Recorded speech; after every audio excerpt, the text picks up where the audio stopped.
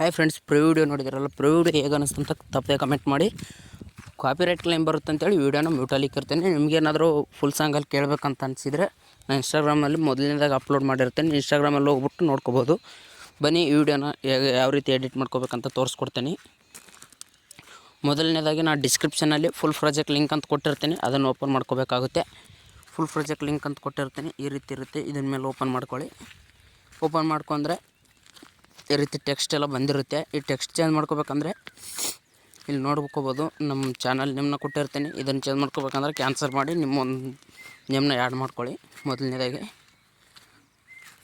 Second ಬಂದು ಇದು ಇಲ್ಲಿ ಕಾಣಿಸ್ತಿದೆಯಲ್ಲ, ಈ ನೇಮ್ ಕೂಡ ಚೇಂಜ್ ಮಾಡ್ಕೋಬೋದು. ಇಷ್ಟಾದಮೇಲೆ ಇಲ್ಲಿ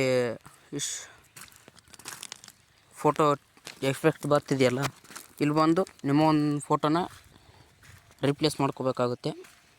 ಇಲ್ಲಿ ಕಾಣಿಸ್ತಿದೆಯಲ್ಲ, ಈ ಫೋಟೋ ಮೇಲೆ ಕ್ಲಿಕ್ ಮಾಡಿ ರಿಪ್ಲೇಸ್ ಅಂತ ಕೊಟ್ಟು ಕಲರ್ ಆ್ಯಂಡ್ ಫಿಲ್ ಮೇಲೆ ಕ್ಲಿಕ್ ಮಾಡಿ ಸ್ಟಾರ್ ಐಕನ್ ಮೇಲೆ ಕ್ಲಿಕ್ ಮಾಡಿ ಇಲ್ಲಿ ಫೋಟೋನ ಆ್ಯಡ್ ಮಾಡ್ಕೋಬೇಕಾಗುತ್ತೆ.